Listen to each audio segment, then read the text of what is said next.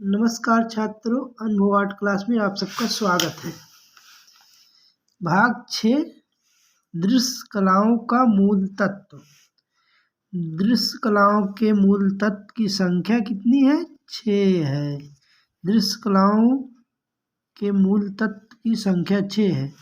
प्रथम अंतराल, द्वितीय रेखा, तीसरा आकृति या रूप, चौथा वर्ण या रंग, पांचवा तान, छठवा वयन या पोत।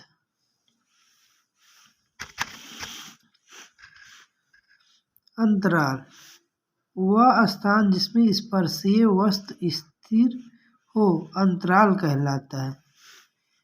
कोरे धरातल की रिक्त स्थान ही अंतराल है। कोरे धरातल का रिक्त स्थान ही अंतराल। जैसे कि कोई सादा पन्ना है जो कि एकदम सादा है, उसी धरातल को अंतराल कहते हैं। अंतराल दो भागों में बांटा गया है। अंतराल दो भागों में बांटा गया है। देखो, समविभाजन, असमविभाजन। रेखा, दो बिंदुओं के बीच की दूरी को रेखा कहते हैं। ये प्रश्न अगले वर्ष बोर्ड परीक्षा में आया था, तो ध्यान से इसको याद करो। दो बिंदुओं के बीच की दूरी को रेखा कहते हैं। अबाध गति से बिंदुओं को अंकित करने से रेखा की सृष्टि होती। अबाध गति से बिंदुओं को अंकित करने से रेखा की सृष्टि होती है। यह कला का सरलतम, सार्वभौम, सर्वाधिक प्राचीन माध्यम है। यह कला का सर्वाधिक प्राचीन माध्यम रेखा। भारतीय चित्रकला रेखा प्रधान है। रेखा प्रधान है। विदेशी कला यानी पश्चात कला वर्ण प्रधान है। ये भी बहुत इम्पोर्टेंट प्रश्न है। भारतीय चित्रकला क्या प्रधान है? रेखा प्रधान है। विदेशी कला या पश्चात कला वर्ण प्रधान कला है। रेखा के दो भाग हैं। कितने भाग हैं? रेखा के दो भाग हैं। सरल रेखा, वक्र रेखा। किसी बिंदुओं से एक ही निश्चित दिशा में खींची गई रेखा सरल रेखा कहलाती है। किंतु यदि रेखा खींचने की दिशा बदलती जाए तो वक्र रेखा हो जाती है। किसी बिंदुओं से एक ही निश्चित दिशा में। दूसरा है आकृति या रूप, स्पेस। किसी पुंज अथवा घनत्वपूर्ण वस्तु की बनावट ही रूप, आकृति है, जो अंतराल के किसी भाग के चारों ओर से घेरती है। चारों ओर से क्या घेरती? अंतराल को। जैसे कोई चित्र बन गया, उसको रूप कहते हैं। कला की समस्याओं के आधार पर रूप अथवा आकृति के दो भेद हैं। कला की समस्याओं के आधार पर रूप अथवा आकृति के कितने भेद हैं? दो भेद हैं। सक्रिय आकृति, सहायक आकृति। तो आप सबको यदि प्रश्न पूछेंगे रूप के कितने भेद हैं, तो आप सबको बताना है रूप के दो भेद हैं, सक्रिय रूप और सहायक रूप। सक्रिय रूप मेन रूप होता है, जो कोई फ्रेम है इसमें चित्र बनाते हैं, उसको कहते हैं सक्रिय रूप। लेकिन जब सहायता, उसके लिए कोई बगल बगल जब सहायता के लिए बनाते हैं चित्र, तो कहते हैं सहायक रूप। वर्ण, कलर। वर्ण को रंग भी कहते हैं, कलर इंग्लिश में कलर कहते हैं। प्रकाश की किरणों के तीन पक्ष हैं। प्रकाश की किरणों के कितने पक्ष हैं? तीन पक्ष हैं। प्रकाश, वर्ण, ऊष्मा। इस प्रकार वर्ण प्रकाश का ही गुण है। इस प्रकार वर्ण किसका गुण है? प्रकाश का गुण है। किसी रंग को बहुत देर तक देखते हैं। देखते के उपरांत किसी रंग को बहुत देर तक देखने के उपरांत यदि आँखों को बंद कर ली जाए तो उसका पूरक रंग बंद आँखों से में ही अनुभव हो सकता है। इसका अर्थ यह है, कह रहे हैं कोई रंग है, जैसे लाल रंग है, इसको हम एकाएक कुछ मिनट तक देखेंगे, फिर उसके बाद आँख बंद कर लेंगे तो हमको कौन सा रंग दिखाई देगा? हरा रंग, क्योंकि काला का दूसरा विरोधी रंग, लाल का विरोधी रंग हरा होता है। लाल रंग में प्रकाशीय तरंग की लंबाई अधिक होती है। इससे मतलब है कि लाल रंग बहुत दूर तक दिखाई देता है। देखो जैसे कि रेड लाइट होती है, जैसे कि कोई ट्रेन आ रही है तो रेड लाइट दिखते हैं, लाल रंग की लाइट होती है, उसको वो बहुत दूर तक दिखती है, इसीलिए इसकी प्रकाश तरंग की लंबाई सबसे अधिक होती है लाल रंग की। बैगनी रंग में प्रकाश तरंग की लंबाई सबसे कम होती है। अगर यदि आता है प्रकाश तरंग की लंबाई सबसे अधिक किस रंग में होती है, तो लाल रंग में सबसे कम होता है। जब प्रकाश तरंग की लंबाई सबसे कम होता है तो बैगनी रंग में होता है। वर्ण के गुण, वर्ण के 3 गुण हैं। वर्ण के कितने गुण हैं? 3 गुण, विशेषताएं अथवा पक्ष हैं। रंगत, बल, घनत्व अथवा शुद्धता। सबसे अधिक प्रकाशीय तरंग लंबाई किस रंग में होता है? ऊपर देखो पढ़े हैं, लाल रंग में प्रकाशीय तरंग की लंबाई सबसे अधिक होता है। तो नीचे देखो, सबसे अधिक प्रकाशीय तरंग की लंबाई किस रंग में होती है? तो इसमें कहाँ विकल्प है? पीला है, लाल है, नीला है, बैगनी है। इसमें सही उत्तर है लाल। लाल पे सही करो। रंगत, इसे ऊपर देख चुके हैं, वर्ण के 3 गुण थे, रंगत, बल, घनत्व। तो पहला है रंगत, पढ़ते हैं। वर्ण का स्वभाव रंगत है। वर्ण का स्वभाव रंगत है। प्रत्येक वर्ण में अपनी रंगत होती है। प्रत्येक वर्ण में अपनी रंगत से ही पहचाना जा सकता है। जैसे लाल रंग है,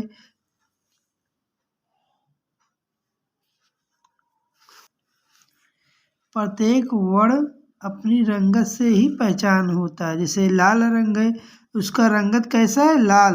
लाल से ही उसकी रंगत से ही उसको रंग को पहचान सकते हैं लाल। जैसे नीला रंग है, नीला रंगत, इसी से उसका वर्ण पहचान सकते हैं। तो आगे देखते हैं सबसे इम्पोर्टेंट प्रश्न, मुख्य रंग अथवा प्राथमिक रंग की संख्या कितनी है? मुख्य रंग अथवा प्राथमिक रंगों की संख्या 3 है। देखो इसको बहुत ध्यान से पढ़ना है।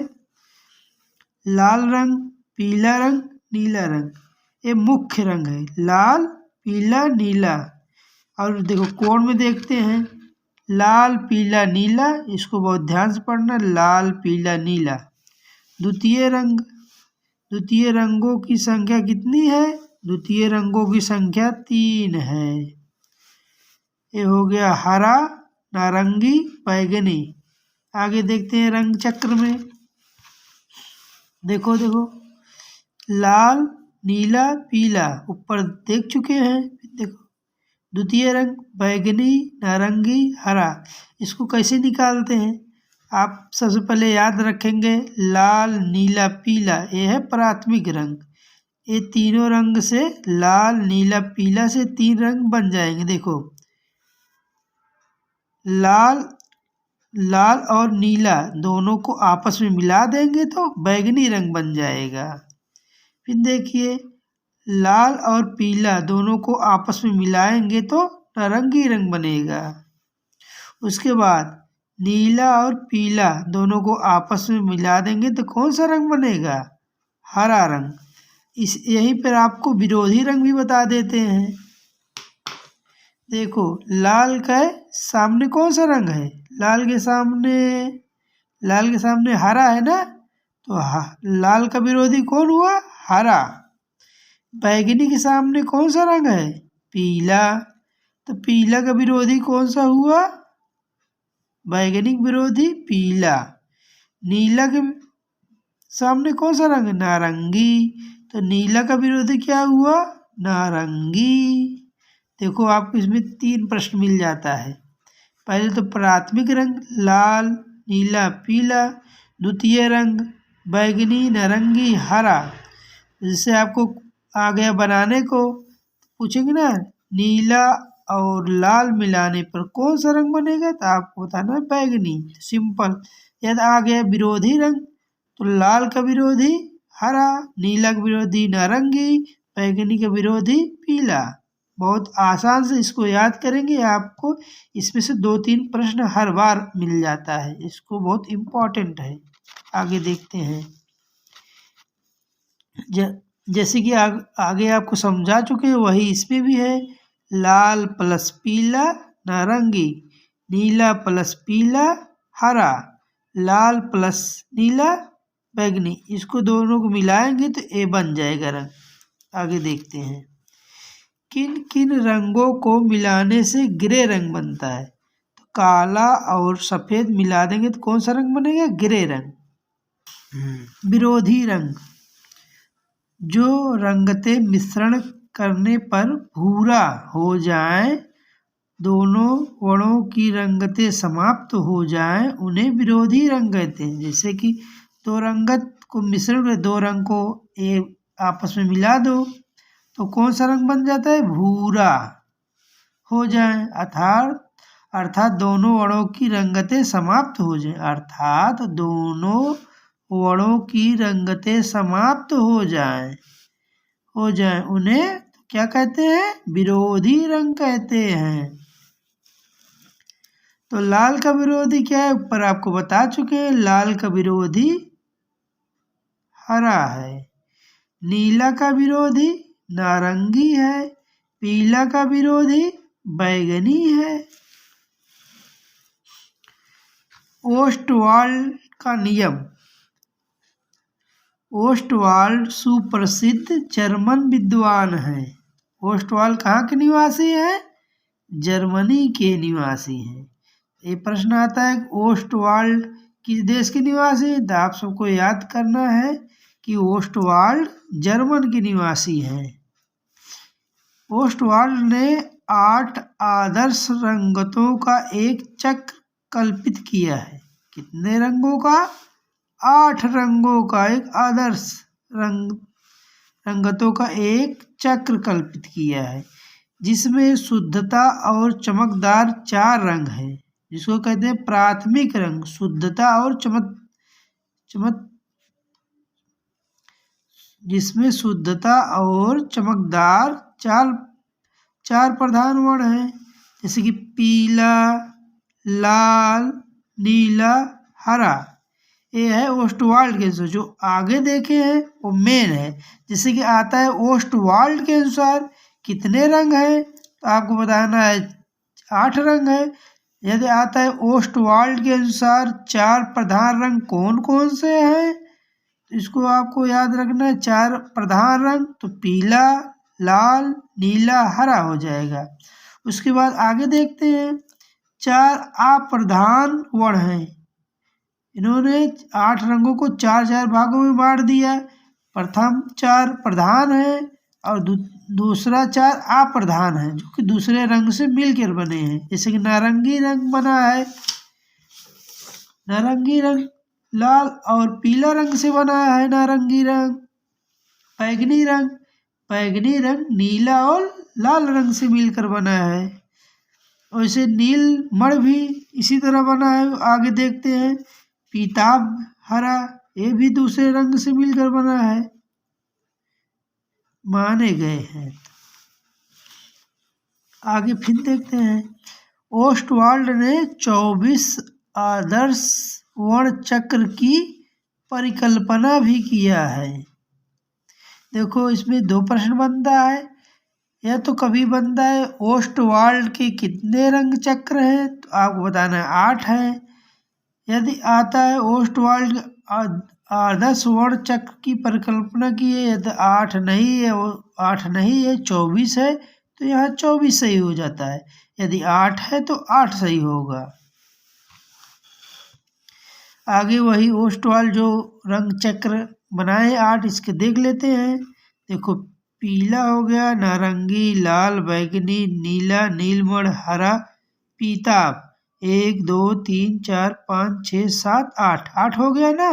तो 4 मुख्य, 4 द्वितीयक रंग। बल अथवा मान, इसे रंग बल अथवा मान, इस रंग को हल्का गहरापन भी कहा जाता है। वर्णों के बल को श्वेत अथवा काला वर्ण मिलाकर घटाया बढ़ाया जा सकता है। वर्णों में प्रकाश की मात्रा अधिक करने के लिए श्वेत रंग, वर्णों में प्रकाश की मात्रा अधिक करने के लिए श्वेत रंग, अंधकार की मात्रा अधिक करने के लिए काले वर्ण का मिश्रण किया जाता है। वर्णों की प्रकाश की मात्रा अधिक करने के लिए श्वेत रंग का, अंधकार की मात्रा अधिक करने के लिए काले रंग का मिश्रण किया जाता है। आगे देखते हैं छात्रों, किसी भी वर्ण में श्वेत के मिश्रण से हल्का बल टिंट तथा काले के मिश्रण से गहरा बल शेड बनता है। ये भी बहुत इम्पोर्टेंट प्रश्न है। किसी भी वर्ण में श्वेत के मिश्रण से हल्का बल टिंट तथा काले रंग के मिश्रण से गहरा बल शेड बनता है।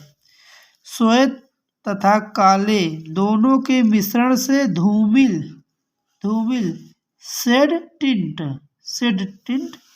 वर्ण बनता है। हाँ, देखो छात्रों, रंगत देख लिए, बल देख लिए, तीसरा है घनत्व। घनत्व अथवा क्रोमा वर्ण की शुद्धता से उत्पन्न होता है। जो वर्ण जितना शुद्ध होगा उतना ही उसमें घनत्व होगा। वर्ण अथवा क्रोमा वर्ण की शुद्धता से उत्पन्न होता है। जो वर्ण जितना शुद्ध होगा उतना ही उसमें घनत्व होगा। चलो आगे देखते हैं। वर्णहीन योजना अथवा एक्रोमैटिक, तटस्थ मतलब श्वेत काले रंग के जितने भी धूमिल मिश्रण है वे सब वर्णहीन कहे जाते हैं। यदि किसी चित्र में केवल इन्हीं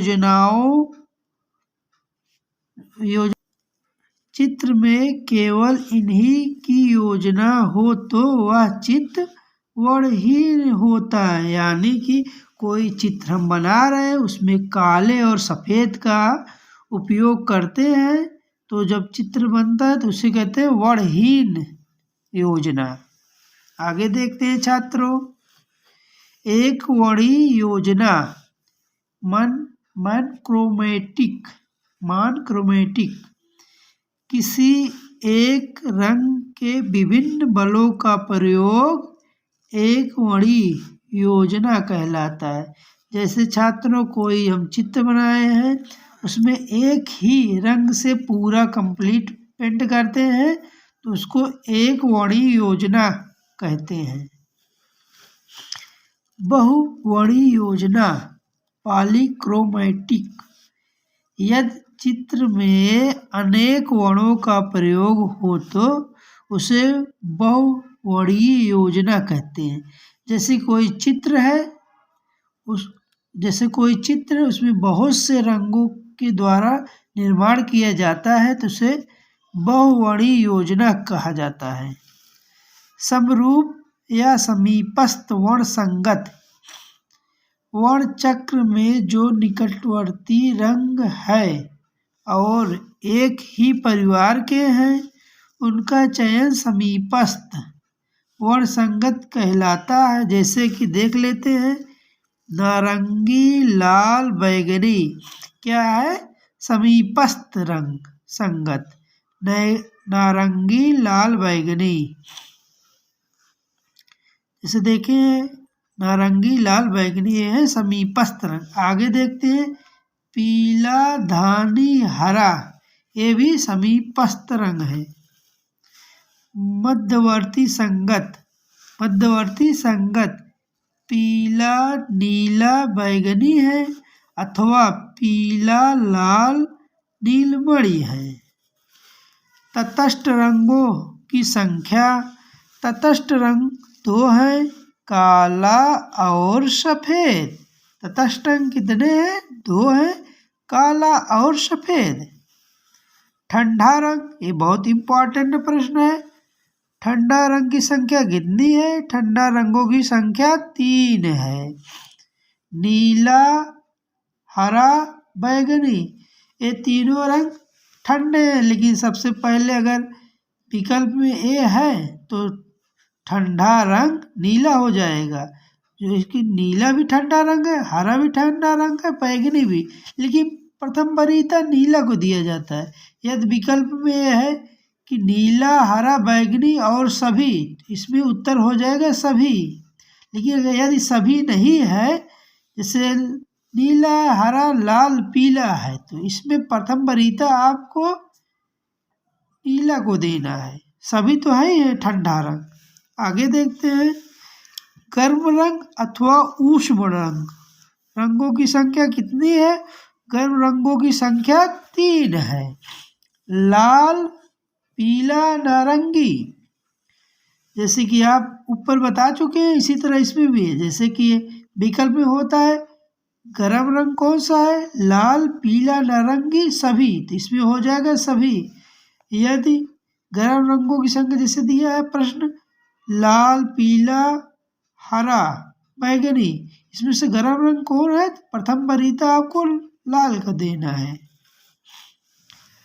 पीला रंग, पीला रंग सर्वाधिक चमकदार होता है, आप सबको पता है। जैसे कि आप बल्ब पहले 100 वाट की होती थी, वो चमकदार होती है, उसमें पीला रंग हल्का दिखता है। तो पीला रंग सर्वाधिक चमकदार प्रकाश युक्त होता है, किंतु सबसे कम लोकप्रिय है। पीला रंग को बहुत से कम लोग पसंद करते हैं। लाल रंग सर्वाधिक उत्तेजक आकर्षक रंग है, स्त्रियों में बहुत लोकप्रिय है। इसको लाल रंग को स्त्री बहुत लोकप्रिय पसंद करती हैं।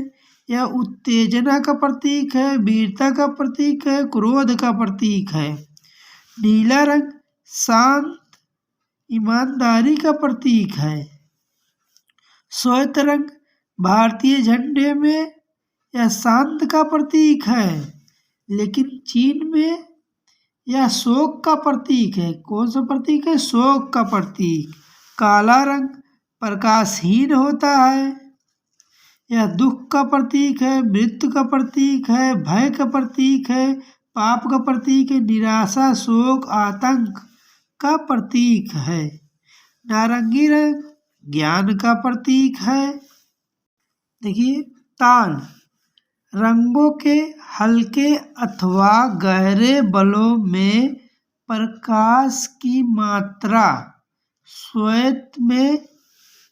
श्वेत से काले रंग तक क्रमबद्धता तान कहलाता है। इस प्रकार तान तथा बल दोनों एक दूसरे से संबंधित है। तान तथा बल एक दूसरे से संबंधित है। अब देखते हैं, तान के 3 मुख्य भेद हैं। तान के कितने भेद हैं? तान के मुख्य 3 भेद हैं, हल्का, माध्यम, गहरा। कभी कभी प्रश्न आएगा तान के कितने भेद हैं, तो उसमें रहेगा हल्का, माध्यम, गहरी, सभी। तो आपको उत्तर देना है सभी। तान के 3 मुख्य भेद हैं, हल्का, माध्यम, गहरा। वयन मतलब पोत, किसी पदार्थ अथवा वस्तु का वह संवेदन जो उसकी धरातलीय संरचना पर आधारित रहता है वयन अथवा बनावट कहलाता है। इस प्रकार वयन किसी वस्तु का धरातलीय गुण है। इस प्रकार वयन किसी वस्तु का धरातलीय गुण है। वयन का वर्गीकरण देखते हैं। वयन का वर्गीकरण प्राप्त वयन, कृत्रिम वयन, अनुकृत वयन। संयोजन के सिद्धांत, जैसे कि संयोजन के कितने सिद्धांत हैं? 8 सिद्धांत है। प्रश्न कभी आ जाए आप सबको कि संयोजन के कितने सिद्धांत हैं, आप सबको बताना है संयोजन के 8 सिद्धांत हैं। घन के कितने फलक होते हैं? 6 होते हैं। जैसे आपको सब लोग देखे हैं, लूडो खेले हैं, तो लूडो में कितने फलक होते हैं? 6 होते हैं। आप देख भी सकते हैं, लेकिन यदि आता है कि फलक जैसे घन में कितने फलक दिखाई देते हैं, आपको बताना है 3। जैसे लूडो रखेंगे, लेकिन उसको हम 3 पक्षी देख सकते हैं, 6 नहीं देख सकते हैं। इसमें 2 प्रश्न बनता है। घन के कितने फलक हैं? तो आप सबको बताना है 6 फलक हैं। लेकिन घन के कितने फलक दिखाई देते हैं? तो आप सबको बताना है 3 फलक दिखाई देते हैं। द्विआयामी रचना चित्र 2 आयामी रचना, द्विआयामी रचना है। त्रिआयामी रचना में मूर्ति आती है। मूर्ति जैसे इसको हम चारों तरफ से अवलोकन करके देख सकते हैं, इसीलिए इसको त्रिआयामी करते हैं। लेकिन चित्र को हम 2 ही तरह से देख सकते हैं, तीसरी तरह से नहीं देख सकते। जैसे कि इसको चारों तरफ घूम के चित्र को नहीं देख सकते, मूर्ति है चारों तरफ घूम के देख सकते हैं, इसको कहते हैं त्रिआयामी रचना। घनाकृतियाँ मतलब इस वर्ग में वे आकृतियाँ आती हैं जो वर्ण अथवा वर्ण में वे आकृतियाँ आती हैं जो वर्ग अथवा आयतों के त्रिआयामी रूपों से बनती हैं। जैसे त्रिआयामी रूपों से बनते, जैसे आप कहोगे भवन, पुस्तक, ईंट, संदूक, साबुन की चौकोर टिकिया अथवा चौकोर डिब्बा, ये घनाकृतियाँ हैं। ये भी प्रश्न आया है पेपर में। घनाकृतियाँ कौन कौन से हैं आपको बताना है। भवन, पुस्तक, ईंट, संदूक, साबुन की चौकोर टिकिया, चौकोर डिब्बा, ये सब घनाकृतियाँ हैं। छाया, प्रकाश और प्रक्षेप। छाया प्रकाश का उपयुक्त विभाजन के निकट की वस्तुओं के आधार पर किया गया है। दूर की वस्तुओं में प्रकाश तथा अतिप्रकाश वाले भागों का समान दिखाई देती हैं और छायांकित भागों में प्रतिबिंबित प्रकाश नहीं दिखाई देता है। निकट की वस्तुओं में छायांकित भागों के विवरण भी स्पष्ट दिखाई देते हैं। दूर की वस्तुओं की छाया सपाट हो जाती है और उसके विवरण समाप्त हो जाते हैं। दूर की वस्तुओं की छाया और प्रकाश दोनों ही धुंधले हो जाते हैं। मतलब कोई दूर की वस्तु है तो छाया और प्रकाश ही धुंधले हो जाते हैं। ये भी इम्पोर्टेंट है। दूर की वस्तुएं की छाया प्रकाश दोनों ही धुंधले हो जाते हैं, अर्थात न प्रकाश उतना चमकदार होता है, न प्रकाश उतना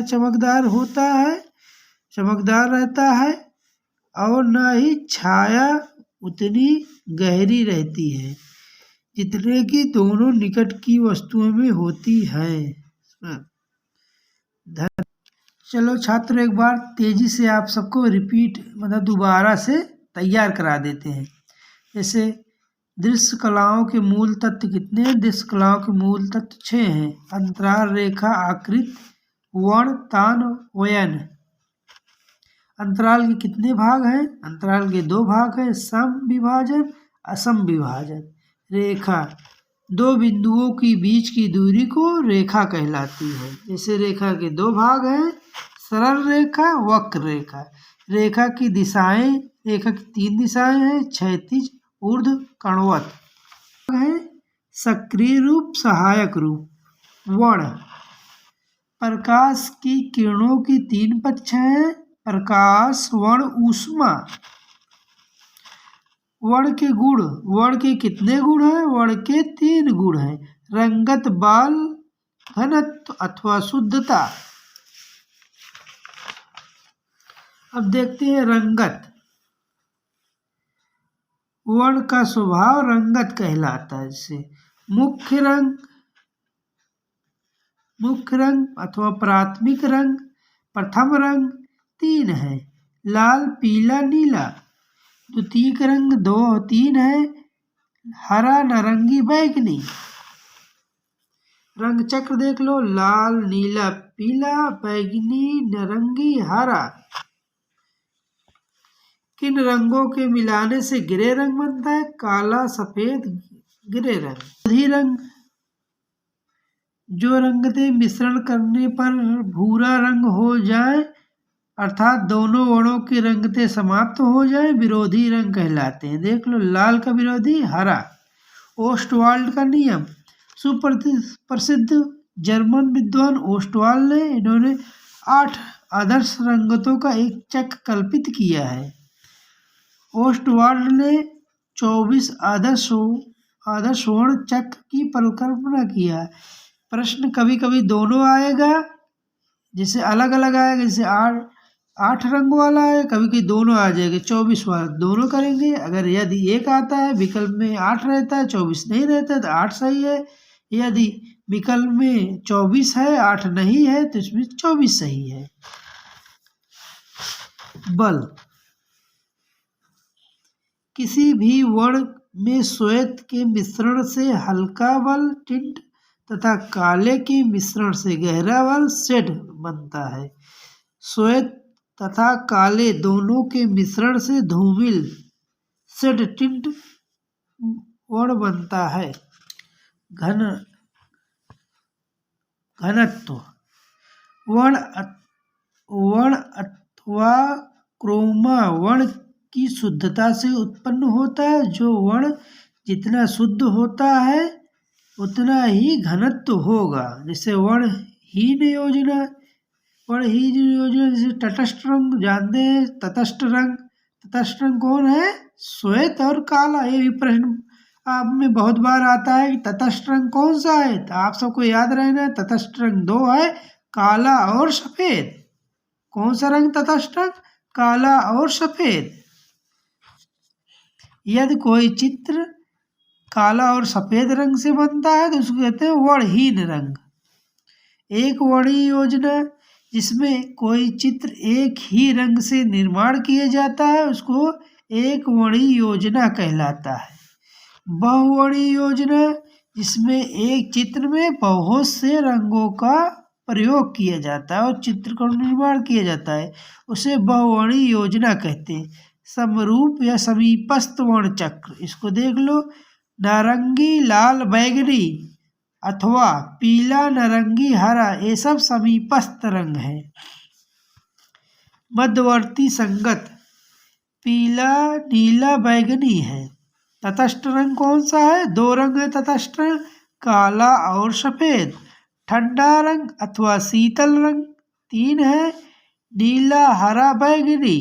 गर्म रंग, उष्ण रंग, रंगों की संख्या 3 है, लाल, पीला, नारंगी। पीला रंग चमकदार रंग है।